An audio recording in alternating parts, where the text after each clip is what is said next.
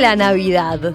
¿De dónde viene? Bueno, ya bastante se ha hablado del Día de la Familia, esa denominación tan uruguaya que en realidad pocos usan de verdad, pero que cada año inspira, por ejemplo, alguna nota de un medio internacional. Y seguramente varios sepan la historia no del todo cierta de que los colores rojo y blanco de Papá Noel son un invento de la Coca-Cola. Por supuesto, más de uno sabrá de la existencia de San Nicolás, obispo del siglo IV después de Cristo, que, según la leyenda, daba regalos en secreto y que inspiró justamente lo que hoy conocemos como Papá Noel. Pero, ¿qué es? ¿Cómo se conforma esto que celebramos hoy a partir de todos estos ingredientes?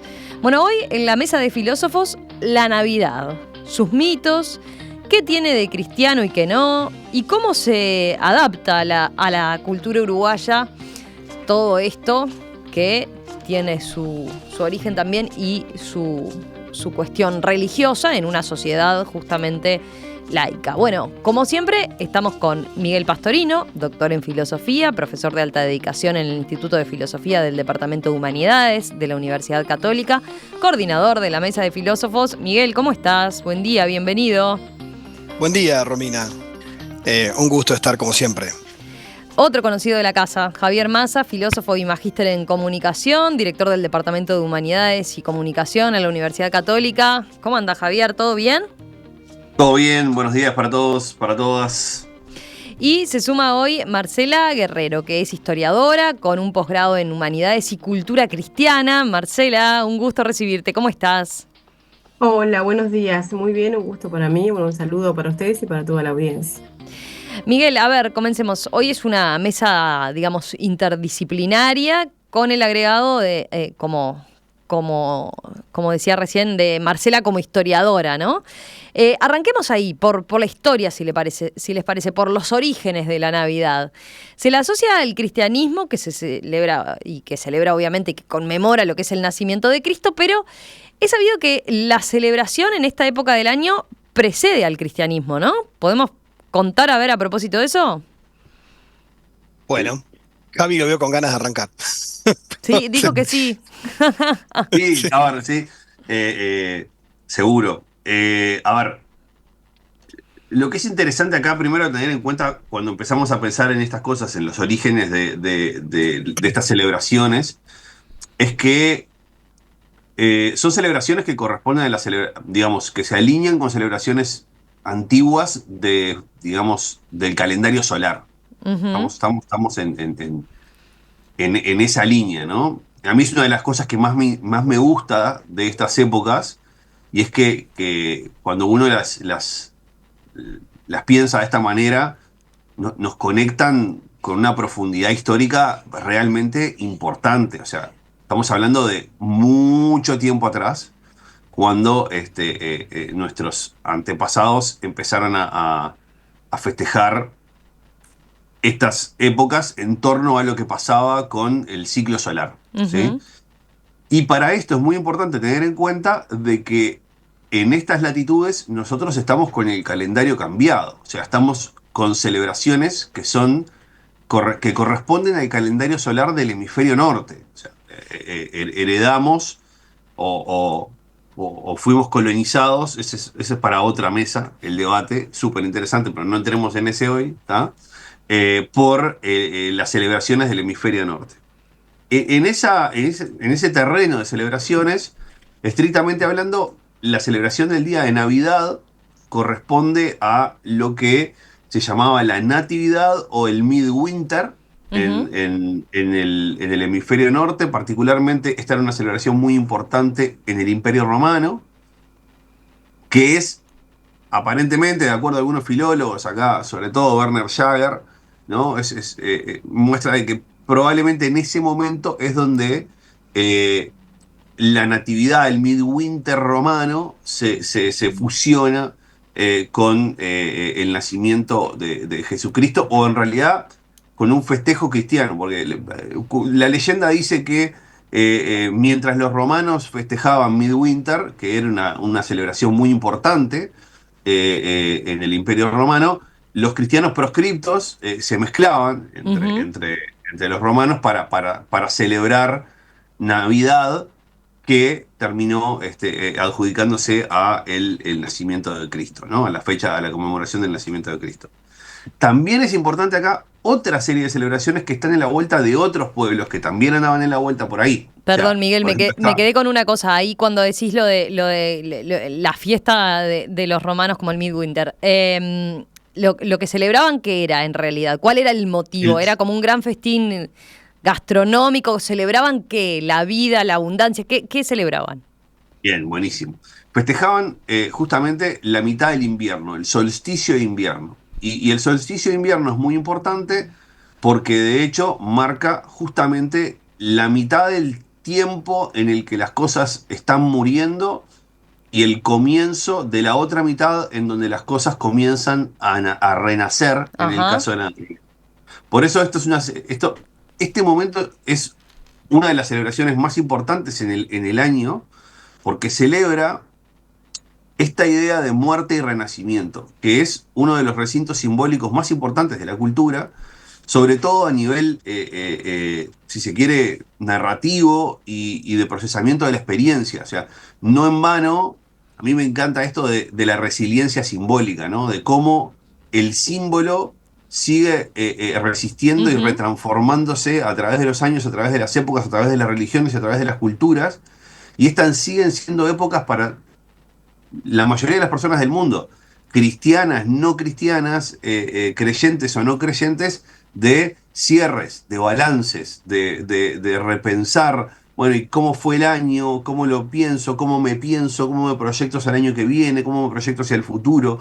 Y digamos, esa simbología estaba como muy presente en estas fiestas, justamente por esto, porque era el momento donde podías empezar, pensemos miles de años atrás, ¿no? O sea, donde podías empezar a cantar victoria de la supervivencia y además la naturaleza empezaba a sobrevivir. El invierno era muy duro, especialmente en los pueblos del norte, ¿no? Acá hay otra celebración de los pueblos germánicos que se llama Yule, ¿no? Y-U-L-E se escribe, yo no sé si lo estoy pronunciando bien, probablemente no, este, que también festeja esto mismo, ¿no? Ajá. Por ejemplo, es muy característico de Yule la quema del tronco de Yule o del tronco de Navidad. Es un tronco grande que se pone en la hoguera y se festeja, ¿no? Como una especie casi te diría como de derroche, de decir, bueno, quemamos el último gran tronco ahora que la cosa ya empieza a mejorar y empieza a adquirir otro cariz de, bueno, la salida del invierno, la salida del mundo. El festival, por último, que marca el inicio de esto en el calendario solar es el 30 de octubre, que es Halloween, que es la fiesta de todos los santos para el catolicismo, para el cristianismo, perdón, y que es también el fin de año del mundo celta. Entonces, acá es como Mm. empieza a mezclar mucha cosa y hay mucho para desatar de esa madeja. Así que vayamos por poco. Sí, claro, capaz que sí, de esto que decía Javi, hay algunas cosas anecdóticas que de repente la gente, digo, solo por curiosidad, no histórica, pero por ejemplo, los romanos celebraban las Saturnalias y era una tradición previa al cristianismo la salsa regalos, por ejemplo, ¿no? En las Saturnalias romanas. Eso Ah, después mirá. se va a incorporar con un sentido nuevo.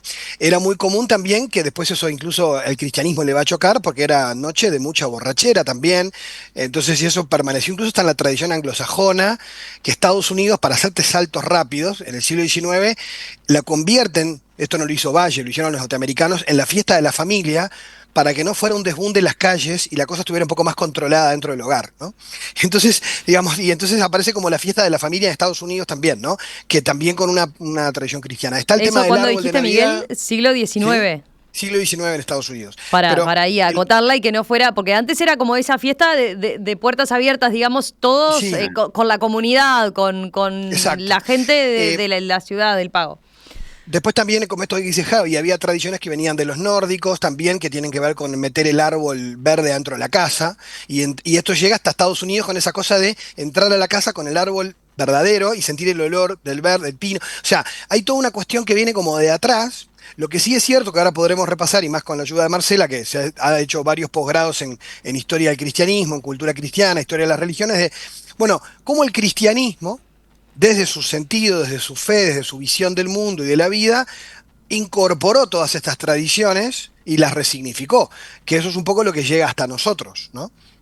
Por eso hay que verlo también como historias paralelas, no como esa cosa, como que, no, bueno, esto se inventó. No, en realidad no es que se inventó, es que las culturas van confluyendo y van dialogando y se van enriqueciendo y nada es tan puro así que pueda permanecer en un tupper aislado, ¿no? Es decir, estas cosas han ido como transformándose. Mm. Está bueno, pero está bueno verlo así, ver que la celebración como tal en esta época Mirá, ya existía, que estas te digo, costumbres que te digo tenemos. Sí, dale, te digo un detalle, por ejemplo, dale. el solsticio de invierno, claro, es el Mm, día más oscuro del año. Y esto que decía Javi. Entonces ujú. después, claro, es el día más oscuro, pero bueno, acá peor que esto no podemos No estar. podemos estar, claro. Entonces, es decir, acá es como, y para los no, o sea, oscuridad, frío, bueno, y ahora empieza así el destello de una luz que cada día empieza a ser más largo a partir de ahora, aunque también se sigue complicado, ¿no? Entonces es el nacimiento del sol. Y fíjate vos que el nacimiento del sol, hay un himno en la Biblia, que esto viene del mundo hebreo, no tiene conexión, donde en un himno dice, Jesucristo es el sol que nace de lo alto, ¿no? En el himno de Zacarías. Entonces, después los cristianos van a decir, no, esto no es el sol es un astro. Entonces, el que nace es Jesucristo. Entonces, hay toda una resignificación que justamente para venir a decirle a ese mundo distinto, el verdadero sentido de lo que tú celebrás es esto que yo te vengo a anunciar. Claro. Entonces también hay toda una, hasta que hay un papa y un emperador que decretan la Navidad cristiana cuando el imperio se vuelve cristiano, pero todo esto la gente lo venía celebrando y no le podés cortar el alcohol, no le podés cortar los regalos, lo que haces es resignificar, ¿no? A ver, sobre esa resignificación, Marcela, vos cómo lo ves, que tenés para agregar en ese sentido de cómo el cristianismo entonces se fue de alguna forma, que fue tomando estos elementos, ¿no? Y teniendo esa influencia hasta hoy estar como está, ¿no? Que muchos podemos creer que todo esto viene o tiene que ver con, o su origen está en el cristianismo, cuando tiene este otro pasado. Bien, bueno, de todas estas cosas que ellos venían comentando, hay varias cosas interesantes. Bueno, lo primero es que, claro, debemos, ellos dijeron muchas cosas, voy a tratar de ser ordenada. Lo primero es que el cristianismo surge en un mundo que no está vacío de cultura, ¿no? Que a veces eso es un poco difícil incluso explicarlo a personas que son cristianas, ¿no? Que justamente cuando escuchan estas cosas es como, bueno, entonces que la Navidad entonces tiene un origen pagano y uno puede ver Ujú. muchos titulares de ese tipo, ¿no? Origen pagano de la Navidad o el árbol. Y entonces está bueno justamente la función de la historia, es, bueno, explicar, comprender, ¿no? Entonces, el cristianismo no surge en un mundo vacío de cultura, de filosofías, de pensamientos. Y bueno, claro, había fiestas, y estamos hablando de sociedades agrícolas, entonces este calendario solar y en una sociedad agrícola tenía muchísima importancia. Y obviamente tenían sus festividades. Y claro, cuando surge el cristianismo, a mí lo que yo me parece interesante que agregaría lo que ellos venían compartiendo, es la fuerza arrolladora con la que nace y se desarrolla el cristianismo en Roma. Que si bien el mundo en el que nace el cristianismo es un mundo politeísta, Ujú. en Roma había cientos de dioses y Roma llegaba, al panteón romano llegaban dioses de todas las culturas, pero el cristianismo tiene una característica especial. El cristianismo monoteísta, o sea, vos no podés ser seguidor de Cristo y seguidor de Mitra, ¿no? Cuando el cristianismo se empieza a desarrollar y sale, algunos historiadores dicen que sale a la palestra con esa fuerza y resiste 300 años, más de 300 años de persecución y luego llega a ser algo que ninguna de las otras religiones o mitos del mundo romano lograron, o sea, llegar a que el imperio romano se transforme en el imperio romano cristiano. O sea, sale con una fuerza y bueno, esa religión, ese sistema religioso, como dirían los antropólogos, los sociólogos, tiene obviamente todos los sistemas tienen sus mitos fundantes y va a tener, va a comenzar a desarrollar un capital simbólico que va a tener una importancia, ¿no? Bueno, y en ese sentido, por ejemplo, va a desarrollar el dogma en estos siglos mediante las persecuciones. Y bueno, ¿quién es la figura central del cristianismo? Bueno, ¿y qué ocurre? Hay algo que es lo que luego San Agustín nos llama, por ejemplo, la humanación del verbo, ¿no? Algún día Dios se hizo humano en la persona de Jesucristo, ¿no? Y bueno, todo este tema de la naturaleza. Entonces, bueno, el día en que nació, de todas maneras, en estos siglos, celebrar tanto el nacimiento en medio de un tiempo en una religión que estaba proscrita, obviamente no se podía celebrar esto como con el tiempo, con la historia ha adquirido, ¿no? Toda una, aunque el mensaje en el cristianismo hay algo que decimos que el mensaje, hay una esencia del mensaje, pero luego, históricamente, va tomando también este mensaje, las formas y es funcional a su contexto histórico, Ujú. ¿no? Y entonces ocurre con esto, o sea, el nacimiento, durante estos años de persecución, el nacimiento, bueno, capaz que el cristianismo no tenía manera de celebrar con toda libertad y claridad el nacimiento de su Dios. Y más en estas fechas se celebraba en todo caso, se comenzó a celebrar la muerte de los mártires, por ejemplo. La muerte parecía como una fecha más como para ser recordada. Y el nacimiento no tanto. Pero luego, una vez que el cristianismo triunfa, estas fechas comienzan a tener una centralidad.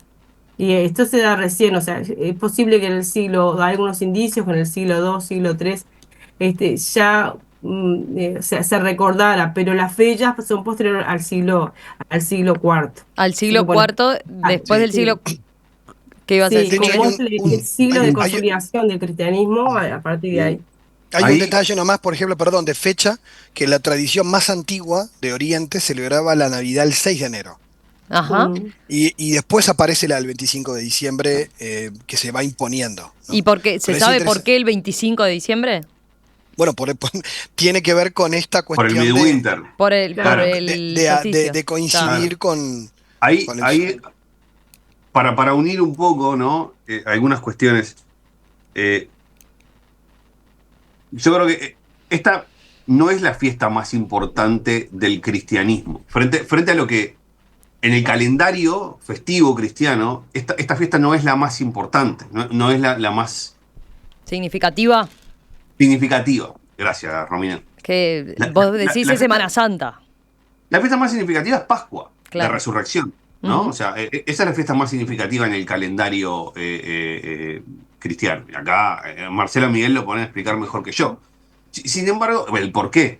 Pero, sin embargo, esta fiesta de la Navidad se vuelve muy importante. Y una de las razones por las que se vuelve muy importante es como, yo siempre digo, cuando hablamos de estas cuestiones de la transformación y la secularización de los símbolos, de que los primeros cristianos, y siempre estuvo muy presente en las distintas facetas del cristianismo, desde el protestantismo hasta el catolicismo, esta cuestión de ser grandes comunicadores y grandes captadores de lo que estaba en el ambiente y de cómo poder justamente comulgar en el sentido de poder unir lo que estaba en el ambiente en el ambiente en el que les tocaba vivir con la idea, digamos, las creencias que ellos traían, ¿no? Entonces, cuando uno empieza a mirar la historia del cristianismo, se empieza a dar cuenta que el cristianismo está lleno de sincretismos, eh, en intentos que han sido más y menos exitosos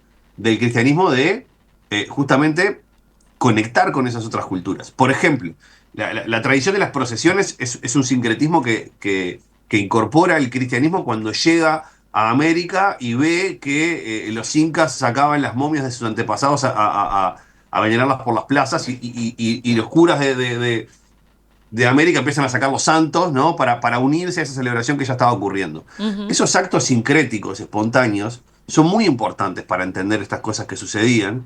Y retomo lo que decía Marcela, o sea, el Imperio Romano, el Imperio Romano es, políticamente, los romanos tienen un mandato que es muy importante, es que se dan cuenta de que no se puede barrar con los símbolos de una cultura, ni con los rituales. O sea, uno puede barrar con una cantidad de cosas, pero con los símbolos y con los rituales de una cultura es muy difícil meterse con eso sin causar una afrenta muy importante. Entonces, los romanos cuando llegaban a una casa de culto de cualquier cultura que fuera, decían, acá no se toca nada. Lo demás se quema todo, se rompe todo, se roba todo, pero acá no se toca nada. Y esos elementos de culto se preservaban. Entonces, si vos mirás el mapa de Europa en la época del Imperio Romano y lo pudieras pintar por culturas y por cultos religiosos, ¿ah?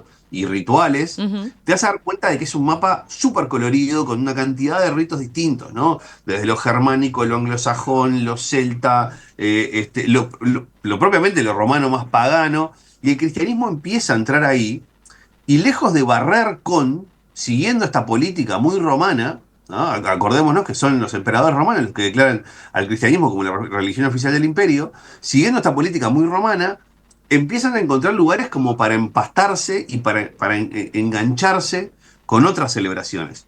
Y esta celebración era una de las celebraciones del mundo precristiano más importantes. O sea, si no era la más importante del mundo precristiano, estaba muy cerquita, ¿no? Y uno encuentra desperdigado en todos esos pueblos muchísimas figuras, ¿no? Que están asociadas a este momento. Voy a volver con una que mencionaste al principio, que es la figura de Papá Noel, ¿no? Que de hecho es una figura muy sincrética. O sea, Papá Noel ya hay que separar acá a Papá Noel de Santa Claus. De hecho, son dos personas distintas, en realidad, aunque hoy ya están completamente fusionados. Pero Papá Noel responde a el Father Christmas, al Padre Navidad, Ujú. ¿no? O al Father Frost en el mundo eslavo, ¿no? O sea, este padre del invierno que trae regalos. Es una de esas figuras traedoras de regalos, ¿tá? ¿Y qué encuentra ahí? Ahí el cristianismo encuentra en San Nicolás un obispo que cuidaba niños y que les hacía regalos a esos niños, una figura con la que puede homologar a Father Christmas, digamos, y empieza como a fusionar todo eso, ¿no? Y después viene la Coca-Cola, sí, evidentemente que después viene Coca-Cola y hace de esto, le pone todo el marketing encima y crea la figura que hoy, por lo menos Todos tenemos en la icónicamente, es más cabeza, claro, reconocida. icónicamente. Obvio. Sí. A mí me gustaría decir que, a ver, antes de que nos vayamos a este mundo antiguo, ¿no? Porque Sí. seguramente después nos vengamos más a la contemporaneidad, pero que quería retomar algo que había dicho Miguel hoy con respecto, claro, cómo interpreta ese cristianismo que cuando, con este concepto de que el cristianismo tiene esa conciencia desde el primer momento de que hay algo nuevo que es verdadero, o sea, el cristianismo tiene esa conciencia de que, bueno, de que está presentando un mensaje que es universal y que es válido en ese...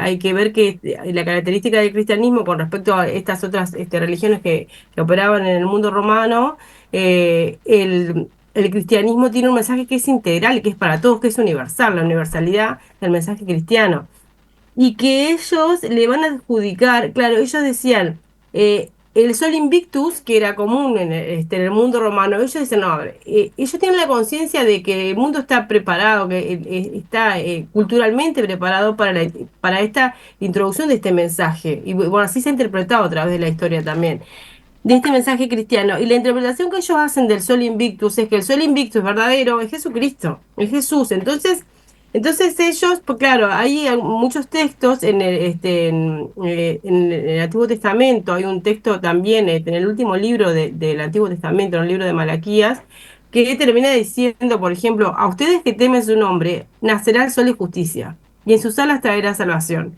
Entonces, ellos, ¿qué interpretan en este mundo? O sea, el sol invictus es Jesús, es Jesucristo, es el que va. Entonces, ellos comienzan a resignificar esto y tienen la conciencia de que este es el verdadero mensaje y que todos estos símbolos están preparados para esto. Y es verdad que ese sincretismo, que es una palabra, yo diría que en 2000 años de historia del cristianismo está presente siempre en todas las culturas.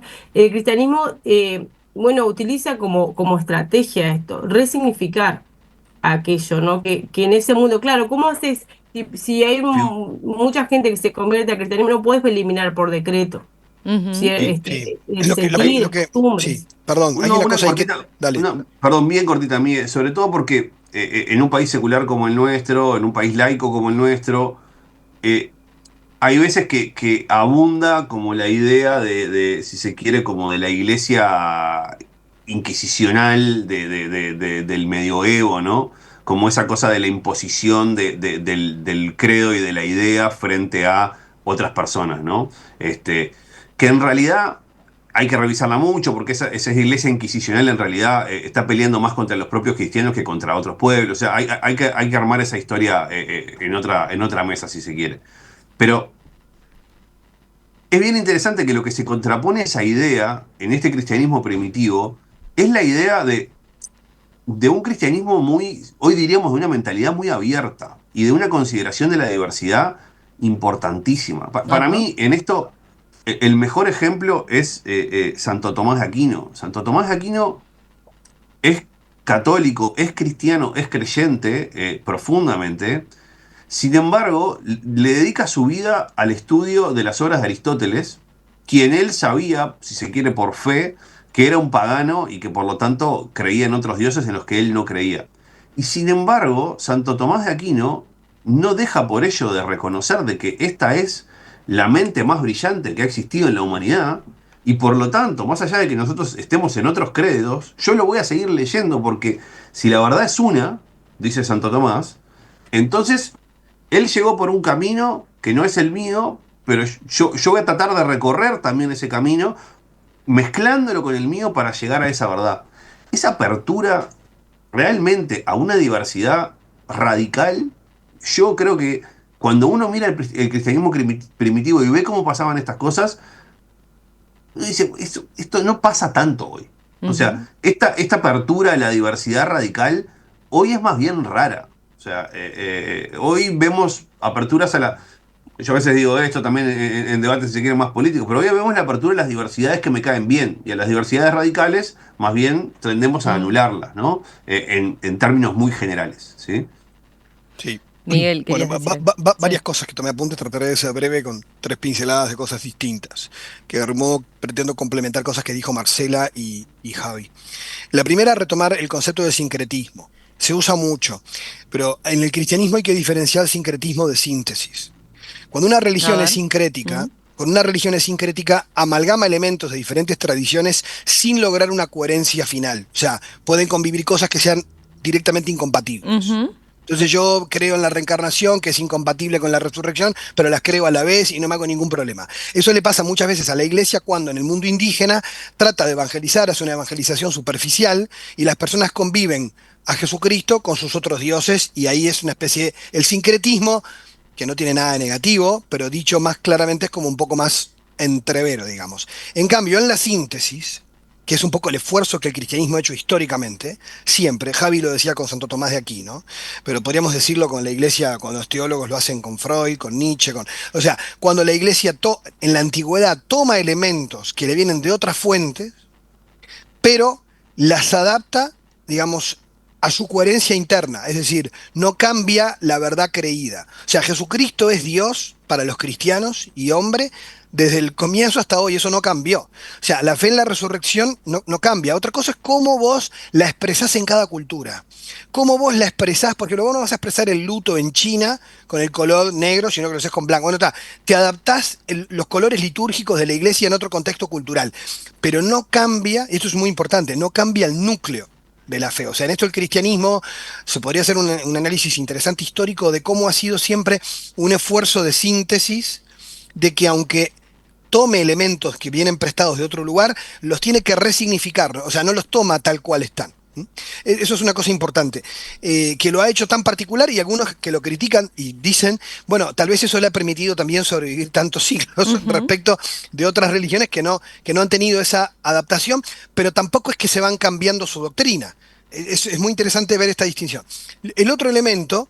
eh, que me parece relevante es el cambio que decía Marcela de lo que culturalmente impactó el cristianismo. Hay un libro que recomiendo, que siempre recomendamos libros, de un sociólogo norteamericano protestante, se llama Rodney Stark, La expansión del cristianismo, que investigó la sociología histórica de la expansión y habla de algunos elementos culturales que generaron este impacto en Roma, porque como bien dijo Javi, no es que se impuso por la fuerza, eso pasó mucho después, ¿no? Sino que en estos primeros siglos hay un impacto cultural de algo que entra y que seduce frente a la religión antigua romana que ya era una especie de práctica vacía. Entonces entra con una mística, con una polenta, con un testimonio humanitario históricamente conocido de inventaron la compasión, ¿no? O sea, en ese mundo que no era, que era muy poco compasivo.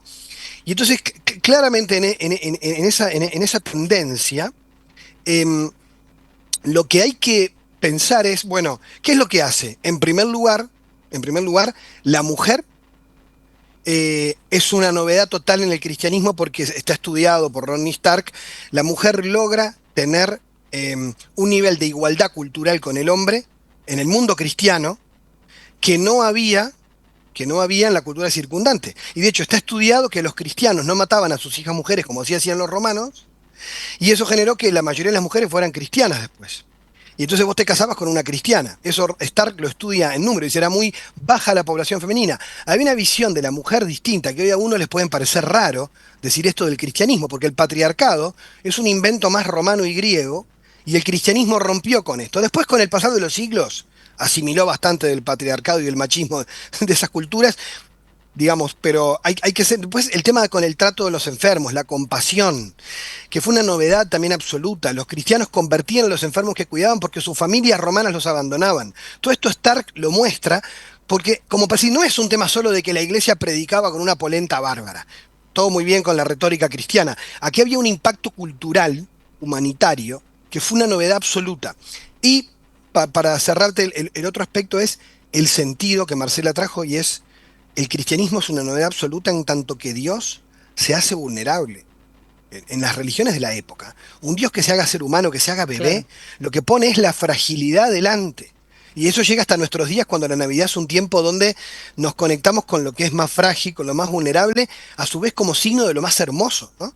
Cuando en general los dioses son superpoderosos. Y aquí lo que tenés es un Dios que está en un lugar pobre, vulnerable, y lo que se celebra es un Dios que está cerca. Y esto fue un paradigma nuevo totalmente en el ámbito religioso. ¿No? Y eso es interesante ver porque, ¿qué se celebra en Navidad? Fundamentalmente, que Dios ama gratuitamente, o sea, que es gratuidad, ¿no? Que lo da todo gratuitamente. Y ese es el núcleo, ¿no? De amor gratuito, frente a un mundo de sacrificios rituales, que hay que sacrificarse para los dioses. Dios hace sacrificio y Él se dona. Esto es un poco la clave. Enseguida continuamos en esta edición de la Mesa de Filósofos, edición especial, dedicada a la Navidad, sus mitos, qué tiene de cristiano la Navidad y qué no, y cómo se adapta también a la cultura uruguaya. Tengo un montón de mensajes de los oyentes que están enganchados con el tema, así que ahora se los leo enseguida y los compartimos.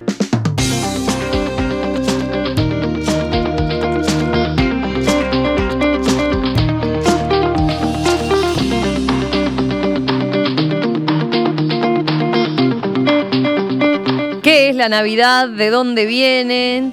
¿De dónde viene? ¿Cuáles son sus mitos? ¿Qué tiene de cristiano y qué no la Navidad? ¿Y cómo eso se adapta a la cultura uruguaya tan laica, tan secular? Bueno, de eso estamos conversando en esta nueva edición de la Mesa de Filósofos. Mesa de Filósofos especial. Estamos con Miguel Pastorino, Javier Massa y Marcela Guerrero, que es historiadora con un posgrado en Humanidades y Cultura Cristiana, diplomada en Historia y Antropología de las Religiones. Con Miguel y con Javier ya el currículum ya lo tienen ahí, lo tienen bien conocido, así que lo hago más breve. Hay algunos oyentes que están intrigados. Dice, ¿esto es Mesa de Filósofos o es mesa media histórica? A ver, Bueno, ¿qué responden a eso? A ver. Voy, si quieren, yo. Dale, Javi, vos. Yo iba a decir algo, No, pero yo dale. me quedé con ganas de justamente nos fuimos por lo histórico, y a mí hay una parte en esto que lo histórico me tira, la verdad, que muchas ganas de seguir conversando. Pero bien la pregunta del oyente para recuperar lo más filosófico, si se quiere. Ahí me gustaría volver sobre esto de la resiliencia de lo simbólico que planteábamos en la primera parte. Porque toca una cuestión antropológica fundamental y que tiene que ver con esto de la necesidad de entendernos a los seres humanos y a la experiencia de los seres humanos en el mundo, ¿no? Y, a ver, ya si bien hay algún debate, pero hay bastante consenso en psicología contemporánea y en filosofía que estas cuestiones los seres humanos las procesamos narrativamente, las procesamos Ujú. contando, generando narraciones propias, cotidianas, históricas, nacionales, universales, religiosas, míticas, o llámenles como quiera, pero esas narraciones de alguna manera nos hacen ser quienes somos, nos dicen quiénes somos, y somos nosotros mismos, los seres humanos, diciéndonos quiénes somos constantemente a medida que nos vamos narrando, ¿no? Eh, y si bien es cierto de que eh, los seres humanos encontramos a nivel individual instancias personales, individuales, particulares, a través de las cuales narrarnos, para mí una de las más claras es me animo a pensar de que debe haber pocos padres que llegue su hijo de la escuela y no le pregunten cómo te fue en el día, Juancito, ¿no? Ujú. Y eso es lo que llamamos un prompt narrativo de experiencia individual. O sea, le estás preguntando a Juancito que te cuente más o menos y que, digamos, que componga y haga de su experiencia una historia para poder entender qué fue lo que le pasó. Bueno, estos rituales extendidos en la cultura son el equivalente sociopolítico cultural de ese tipo de prompts narrativos, indicios que nos obligan de alguna manera o nos compelen o nos motivan fuertemente a generar relatos acerca de un número importante de cosas. ¿Es necesario que estén? O sea, si no estuvieran, ¿careceríamos de algo? Bueno, es una linda pregunta. Mm. Lo interesante es que cuando uno mira la historia de la cultura, generalmente encuentra que están, y encuentra que están presentes en diversos lados, de diversas maneras y de diversas formas, con distintas presencias, con distinta fuerza, ¿no? Y sobre todo, cuando además estos indicios narrativos encuentran un vínculo trascendente, y por eso lo importante con que tengan orígenes en el calendario solar, que es lo trascendente, si se quiere, como más tangible que tenés a la mano. O sea, vos ves los astros, que los Bueno, ves ahí, mira pero sabés acá. que están más allá de, ¿no? El mensaje de Andrea dice, la Navidad en realidad es una celebración astrológica, celebrar la naturaleza y sin duda lo que más sentido tiene. Esto uniría mucho más a toda la humanidad sin religiones si así lo viviéramos todos. Interesante, porque de hecho sí, a la primera parte, seguro, es una celebración astrológica, fue de las primeras cosas que dijimos, es Sí. una celebración que viene del calendario solar. Eh, y sobre la segunda, creo que es interesante también ver cómo hoy, y si quieren, ya esto es indicio para entrar en lo que pasa en la actualidad, gran parte de la celebración navideña está desprovista de religiosidad en gran parte de la cultura. Digamos, en nuestro país, particularmente como somos el país más laico de América Latina, es bastante claro, ¿no? Entonces, creo que, no sé si entendí bien el mensaje en la segunda parte, pero si el No, ella mensaje decía decía, que eso, si le sacáramos la connotación religiosa, esta celebración nos uniría mucho más. Pero Claro, vos eso agotás, capaz parte. Javier, decís, bueno, hoy ya está, ya más allá de lo religioso, o sea, es algo que nos une, digamos, la Navidad, se viva de una forma o no religiosa, está muy instalada como celebración que se vive también en comunidad y cultural, cultural. ¿no? Incluso, y creo que en esto de digamos, esta connotación con el calendario solar está bastante lejos. Nadie piensa en la Navidad de acuerdo al calendario solar. Está como muy tercer, quinto plano del cuadro. Pero sigue estando, digamos, el símbolo presente, la significación del rito y de la significación de la celebración sigue estando ahí, ¿no? Por eso yo hablaba de esto de la resiliencia del símbolo, ¿no? Sigue aguantando cambios de cultura, cambios de modelos económicos, etcétera. Sí, a mí me gustaría decir con respecto a eso, es que yo pensaba, justamente en la pausa me preguntaba eso, o sea, ¿cuál es el valor, ¿no? de la Navidad? Pero creo que debemos de pensar en el valor humano, histórico, cultural que ha tenido la Navidad a través de los siglos, ¿no? Y a través de las tradiciones, sea de la que sea la manera que se celebre. De todas maneras, si bien claro, hay un porcentaje importantísimo, vivimos en una sociedad plural de personas que no puedan tener religión o actividad ninguna, no debemos olvidar que el cristianismo tiene 2000 años de historia, es un movimiento y un sistema, un macro sistema religioso, como dirían los antropólogos, que ha permanecido más de 2000 años y que han pasado, desde el punto de vista político, si vemos político, ideológico, un montón que ha tenido también esa capacidad de adaptabilidad y que sigue estando vigente. Aunque si bien en Uruguay, vamos a decir, Uruguay es un país laico, sí, es capaz el más laico de América Latina, todo lo que podamos decir, pero que tiene una presencia importantísima del cristianismo y Ujú. donde esa iglesia en sus distintas manifestaciones o denominaciones sigue muy vigente y donde el cristianismo sigue siendo una opción espiritual para millones de personas en el mundo. Y muchas personas lo celebran en este día de esa manera. Y también dentro del cristianismo distintas, porque el cristianismos, tendríamos que decir, es muy plural y puede significar cosas distintas. Yo personalmente nací en una familia cristiana, ¿no? Pero yo me acuerdo que cuando leí por primera vez de chica, me acuerdo de una revista hablando del árbol de Navidad como ese origen pagano, a mí en esa mente de niña cristiana me impactó. Y bueno, a mucha gente le puede pasar eso, ¿no? Como una decepción porque, bueno, sí, es verdad, no hay que ser, acá hay, como dijimos, un esfuerzo de síntesis, hay lo que hablábamos también acerca del sincretismo, pero sin embargo, la Navidad en el mundo cristiano representa eso, que Dios se hace hombre, ¿no? Y para millones de personas, en más de 2000 años de historia, porque cuántas instituciones o movimientos pueden adjudicarse eso.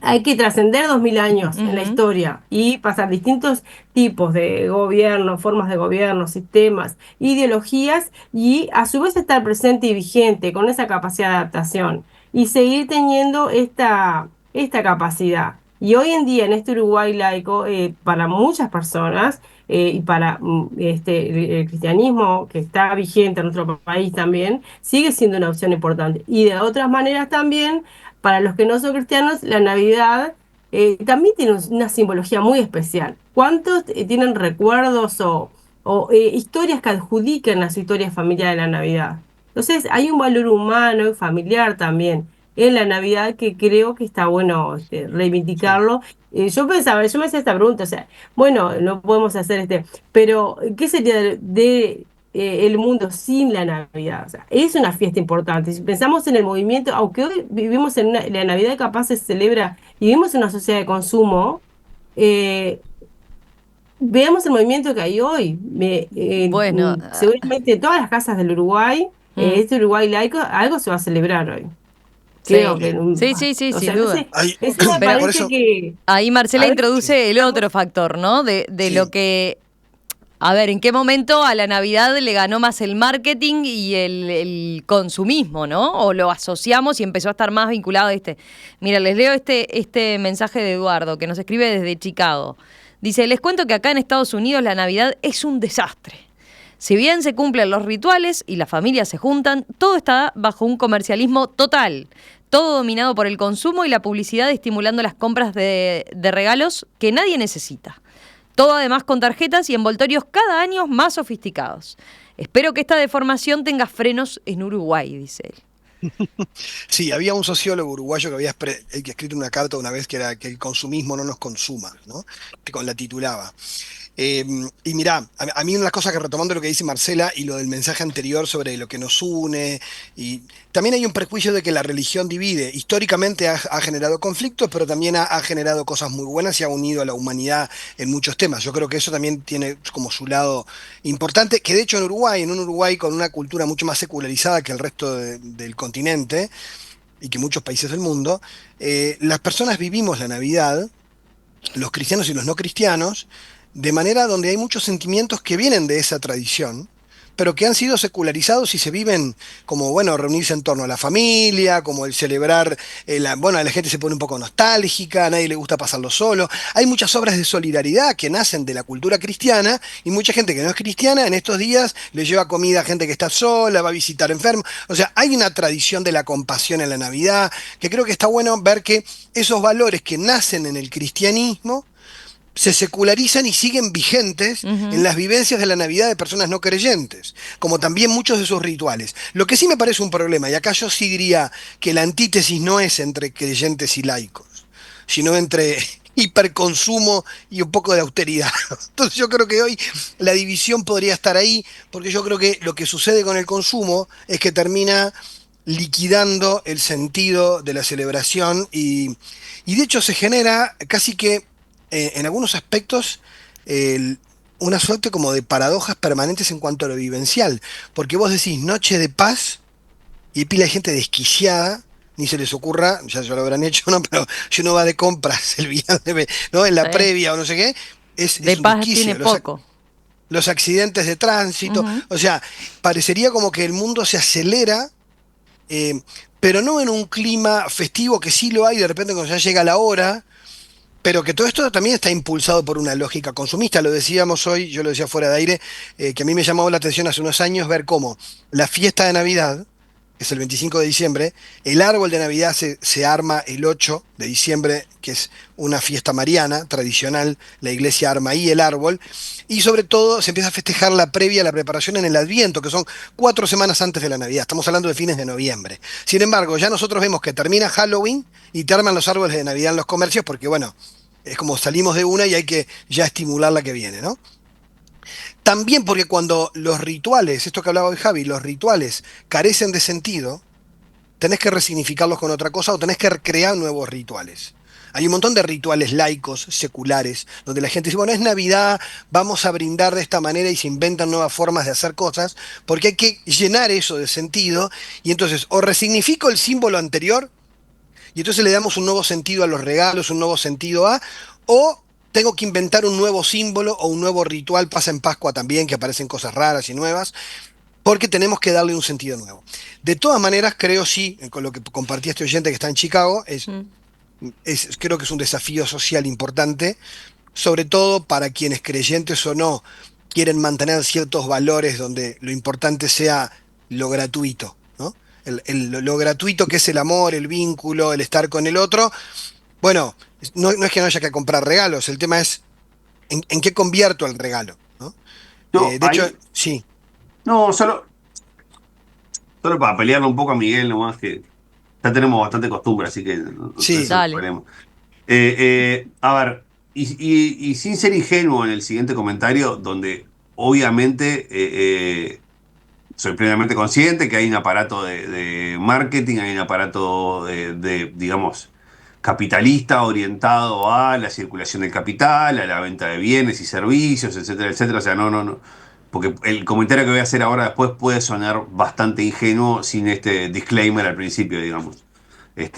Plenamente consciente de que todo esto, todo esto está en operación y que todo esto también es causal y de alguna manera se puede atar con lo que sucede en Navidad.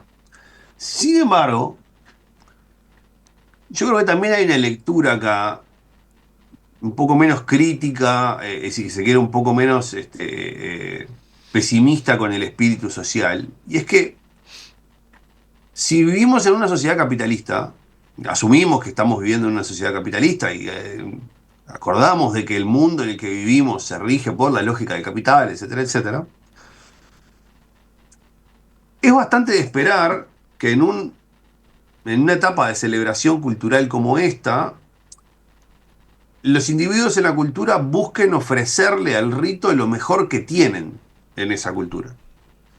Y si la cultura está construida alrededor del consumo, los actos de consumo son una parte de lo que los individuos que viven en esta sociedad tienen para ofrecer. Y esto lo estoy diciendo, lo diría casi como una especie de juicio antropológico sin ninguna connotación de valor. Después acá alguien podrá venir y decir que esto es un horror, porque fíjate que hemos transformado a la sociedad en esto y qué horrible el consumo. Y alguien podrá decir, no, mirá, para mí el consumo es lo que hace que la sociedad siga adelante, etcétera, etcétera. Lo que estoy diciendo no tiene connotación de valor. Solamente quiero dejarlo claro en ese sentido. Por lo menos en mi intención de decirlo. Lo que sí digo es que es interesante de que en estos momentos de celebración, sí los individuos de la sociedad ofrecen eso que entienden que es lo mejor que tienen. Y si lo mejor que tienen para hacer en una sociedad es consumir, entonces van a consumir en este momento. También digo esto porque sí me resulta difícil cargar con el dedo inquisidor del consumismo al individuo de la sociedad capitalista cuando está festejando, haciendo lo que la sociedad le dice que haga. La sociedad le dice que consuma. Entonces va y consume, ¿no? Y digamos, si bien creo que hay posible otras maneras de celebración, creo que también, digamos, esta crítica al sobreconsumismo merece un matiz en esto y decir, bueno, tampoco es que estos comportamientos son completamente díscolos e incomprensibles. No, son propios de la sociedad capitalista que está arrojando la casa por la ventana, como los romanos comían todo lo que les había quedado del invierno y arrojaban por la casa por la ventana cuando festejaban el solsticio de invierno. Entonces, está bueno esa lectura de Javier, o sea, es más positiva que hacernos ver que somos unos hedonistas, consumistas. No sé si es positiva. Bueno, está bien. Por lo menos reflexiva. Otra arista para poder entenderlo. Claro. ¿No? Sí, yo soy más crítico, sí. Para mí también hay una cuestión ahí de... entiendo, o sea, coincido con lo que dice Javi en cuanto a qué es la cultura en que nos movemos, no coincido con estar señalando a nadie como culpabilizando, pero sí entiendo de que no me parece que uno pueda como homologar como si fueran prácticas como las que estábamos hablando antes. ¿En qué sentido? Que una de las cosas que más han visto autores en la segunda mitad del siglo XX, cuando critican el problema del vacío de sentido en la cultura contemporánea, también tiene que ver con que el consumo muchas veces funciona como un paliativo a la carencia de sentido. Y entonces cuando generalmente vos entrás en un círculo consumista para llenar un vacío que no tenés como llenar, entonces la fiesta es consumir porque no hay razón para celebrar. Entonces cuando no hay un sentido por el cual nos juntamos, porque los romanos podían hacer unas bacanales tremendas, pero estaba el sentido de lo que viene tal vez, ¿no? Pero hoy vos de repente rascás un poquito, ¿y por qué hacemos esto? ¿Y por qué celebramos? ¿Y por qué? ¿Y por qué? ¿Y por qué? Y sí, es como dice Javi, es el mandato social de consumir, pero capaz que yo sí creo más pesimistamente que hay mucho más carencia de sentido en este tipo de fiestas hoy, porque el consumo las ha cooptado de tal manera que tampoco podés hacer una pausa para decir, y no porque vos seas malo, yo no digo que la persona que lo haga esté obrando, digamos, no es un juicio moral, pero sí que me parece que puede ser una forma de desnaturalizar el sentido, sea en su versión laica, religiosa o la que sea, donde para los laicos, que es solo la fiesta de la familia, capaz que es un momento donde tampoco se vinculan en más profundidad en la familia, porque se está más pendiente de otras cosas que al final terminó, nos dimos los regalos y nos se queda abrazo, brindis y nos pelamos. Y vos decís, bueno, pero ¿y eso está vacío entonces? Para mí hay una cuestión acá interesante para pensar sobre cómo recuperar el sentido de las fiestas, y esto no quiere decir una nostalgia cristiana, porque yo como cristiano la viviré cristianamente en lo que pueda, pero sino que a cada persona como elija vivirla, o sea, el tema es si tenemos la fuerza para hacer cierta resistencia cultural, como para poder revelarnos un poco y decir, capaz que en vez de tanta locura, capaz que baja un cambio, no sé. Coincido en cortito, la única apreciación que tengo es, me queda la duda del si el sentido, del si el consumo es necesariamente inhibidor de sentido o puede llegar a ser puerta para construir sentido. O sea, me quedo justamente con la pregunta. O sea, si lo es necesariamente, de acuerdo con que hoy como está instalado socialmente, es más inhibidor de sentido que puerta para, ¿no? Pero habrá que ver qué pasa. Ahí está la beta filosófica. Totalmente, quedó cubierta, ¿eh? Enseguida venimos para la última parte de esta mesa de filósofos dedicada a la Navidad. Tengo un montón de mensajes muy interesantes a propósito de esto último que estábamos conversando. Enseguida los ordeno y volvemos con eso.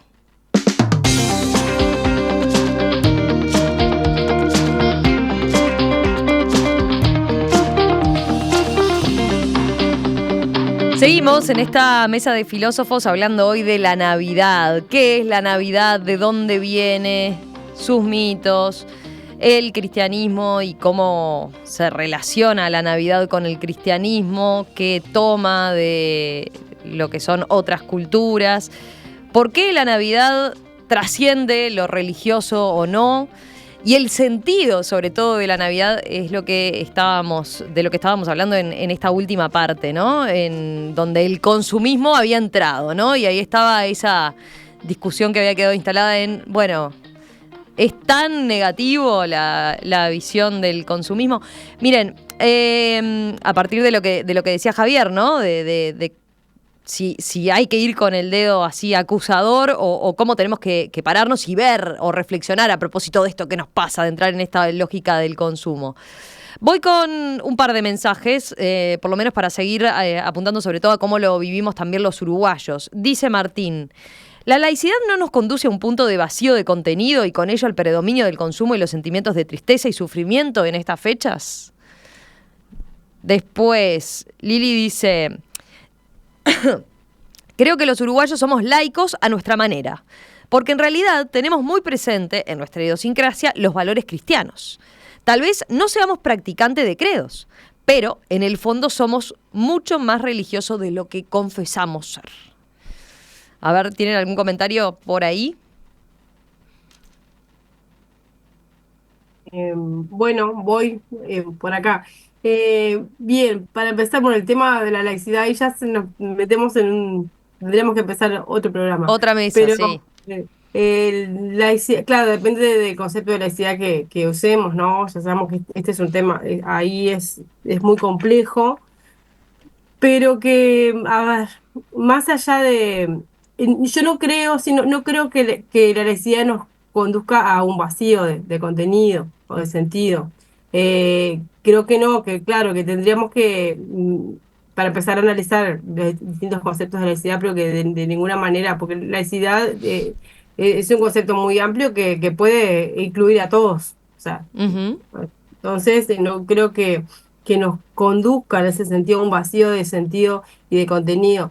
Y con respecto a lo que esta parte más filosófica que creo que todos podemos participar desde nuestro ser, desde cómo lo vivimos, yo creo que eso que comentaban Javier y Miguel antes, esto que queda, esta cuestión que quedó instalada antes de la última pausa, es que, o sea, lo que ocurre es que en realidad es que vivimos permanentemente en una sociedad de consumo. En estos momentos como que afloran estas preguntas, ¿no? Pero en realidad es lo que hacemos siempre.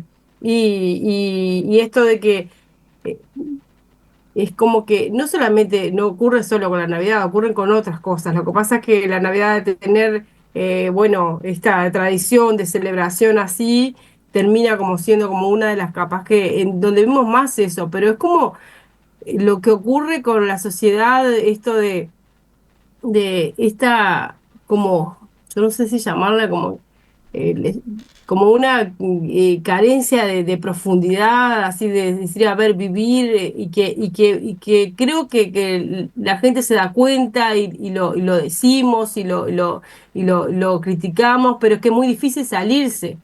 O sea, eso pero la gente, creo que sí está que la gente valora un montón el hecho de poder encontrarle sentidos, tener espacios y que al final, claro, si la sociedad de consumo nos conduce también a un vacío de contenido, pero el tema es que el tiempo que se le dedica es difícil, por más que la gente diga, no, si yo a mí me gustaría vivirlo de otra manera, después no le queda tiempo, porque Ujú. cuando queremos Claro. acordar, bueno, la gente de repente entró de licencia ahora y está haciendo sus compras y en realidad dice, no, yo antes de Navidad quería hacer esto, quería hablar con alguien, no quería, pero no me dio el tiempo y se priorizan otras cosas. Y creo que la gente, la sociedad lo tiene presente, pero es una cuestión de tiempo también. Pero creo que también la Navidad tiene eso de que yo, por las dudas que ya sé que queda poco tiempo, a mí lo que me gustaría decir es, o sea, más allá de lo que se crea o cómo se celebre, es bueno, en realidad la virtud del capital simbólico que tiene la Navidad, más allá, O sea, lo que ha ido acumulando a través de los años, el capital simbólico, diríamos, es la acumulación de eficacia simbólica que tienen estos símbolos, ¿no? Y que ha tenido a través de la historia y que tiene para las distintas personas, sea creyentes o no sean creyentes, pero que si nosotros nos ponemos de este lado más filosófico, más de humano, personal, decir, ¿qué significa la Navidad para acá? Creo que todos los podemos asociar, o la mayoría, con algo que nos vincula con otros. Y en ese sentido me parece que tiene muchísimo valor. Yo, para cerrar, porque entiendo que estamos Dale. cerrando, así Sí, que sí, sí, para sí. cerrar, Sí, voy, vamos, voy con vamos. voy a cumplir el mandato de ser más filosófico que otra cosa, y voy a ir por la pata de esto de la construcción de sentido. Eh, en términos filosóficos, si se quiere incluso lógicos o fenomenológicos, eh, el principal enemigo del sentido no es necesariamente el consumo, y el principal enemigo del consumo no es necesariamente, digamos, los bienes fugaces, ¿no? Uno de los principales enemigos del consumo en términos de composición de ideas de sentido es la superficialidad. Todas las ideas de sentido, sería lindo hacer. Miguel, anotate, porque tiré como 4 o 5 mesas ya 4 o para 5 hacer. mesas tenemos por lo menos, ¿eh? Para arrancar Ahí va. así, no sé, la semana que La del viene. sentido, claro, la del sentido, sin duda, pero a ver, en todas las maneras en las que pensamos el sentido, ninguna de esas maneras admite relaciones superfluas, o sea, relaciones eh, no profundas y no complejas. O sea, todas las maneras en las que nosotros construimos sentidos Ujú. nos exigen un alto nivel de complejidad y de profundidad. Entonces, si en la relación que tenemos con el consumo, las personas en Navidad, tenemos vínculos superfluos con eso, entonces sí, allí habrá carencia e imposibilidad de construir sentido. También nos puede suceder si construimos vínculos superfluos en nuestras prácticas, no sé, en las redes sociales. Y ahí también habrá carencia de sentido porque no tendremos la complejidad suficiente ni la profundidad suficiente en las prácticas y en los conocimientos que generamos en esos lugares. Eh, para expandir en esto de que efectivamente, como lo comentábamos fuera de micrófono, la crisis de sentido es bastante profunda y bastante extendida, y no creo que solamente se manifieste en los espacios rituales. Que se manifieste en los espacios rituales puede resultar particularmente molesto o Ujú. antipático, porque justamente en los espacios rituales que la cultura reserva para sí misma, como elementos en donde los individuos podemos ir un poquito más profundo en nuestra construcción de sentido, en nuestro pensarnos a nosotros mismos, proyectados hacia el futuro digamos, y tendidos hacia el pasado, si superficializamos esos espacios, entonces estamos atentando contra un lugar bastante preservado de la cultura, y eso sí puede resultar particularmente antipático. Me encantó para hacer esa mesa de con qué construimos sentido. Me Ya encantó. está. Está, quedó. Sí, Estamos ahí, cuando Estamos ahí. quieran. Dale. estamos ahí. Miguel, vos para Bueno, cerrar. yo para cerrar, Romy, voy a detenerme creo que en algo que si uno promete y después no hace. Esta mesa, por eso invitamos a Marcela como historiadora, tenía esa finalidad de ser como en horario de tertulia, una mesa de filósofos pero híbrida, y hablar de Navidad tenía que ver con hablar de historia, aunque claro, los que venimos más del palo de la filosofía enseguida empezamos a irnos a lo conceptual. Y está bien que así sea, ¿no? Me parece que eso está buenísimo. Yo quisiera, también desde la comprensión de lo cristiano, cuando uno elige símbolos, también elige valores, elige lo que quiere vivir. Y acá hablo más desde lo personal. Me parece que también cuando, para creyentes y no creyentes, que el centro de la Navidad sea un árbol, no es lo mismo que sea un niño frágil o que sea un señor de barba que viene de un trineo. Entonces, yo creo que donde uno ponga el acento, también uno elige qué vivencias, qué valores quiere celebrar.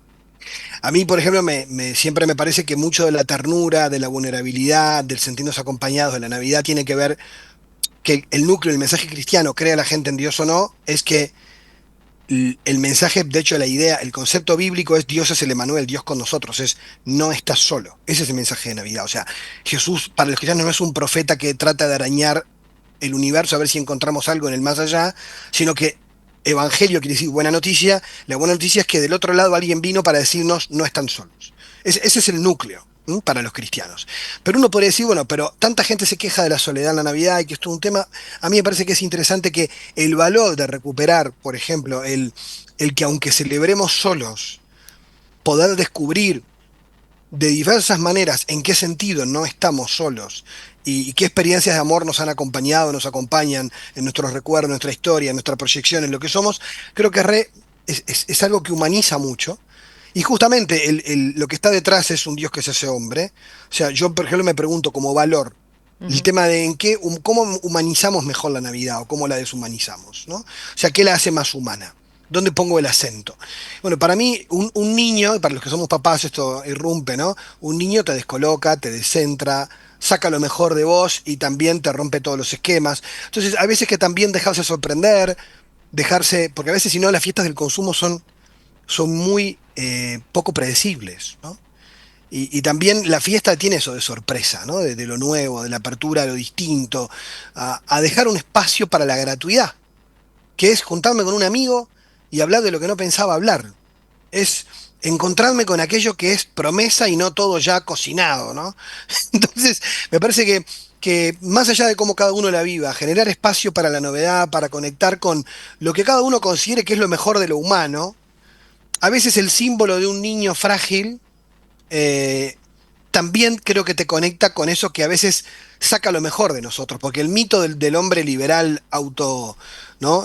Totalmente poderoso y autónomo nos hace olvidar esa dimensión de la fragilidad, de la dependencia humana, que la sentimos en Navidad mucho, ¿no? Cuando estamos solos, cuando nos falta alguien. Ujú. Y somos seres sociales, somos seres comunitarios, y en una sociedad, además de consumista, muy individualista, la Navidad pone a veces, ¿no? el foco en la herida, pero también pone el foco en aquello que necesitamos más, ¿no? Que es estar con otros, que es encontrarnos, que es conectar con lo mejor que somos. Por eso creo que también, como decía Marcela, estos valores que trascienden el cristianismo y que han entrado en la cultura occidental, está bueno que reparemos en ellos para elegir con cuáles nos queremos quedar.